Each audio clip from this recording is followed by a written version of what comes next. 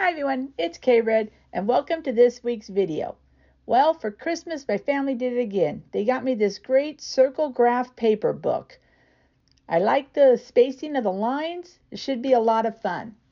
For today's mandala, I decided to go ahead and rip out the page from the book. I know ripping pages out of the book can really bother some people, but I don't particularly like drawing in a sketchbook. I've tried, and it's just too cumbersome for me. I don't enjoy it when I turn the pages. So I carefully ripped the page out. It came out nice and easy with no issues at all. And now I'm ready to start. Have some great grid lines going. And let's see where this mandala ends up. Thanks for watching. Please like and subscribe. I hope you enjoy.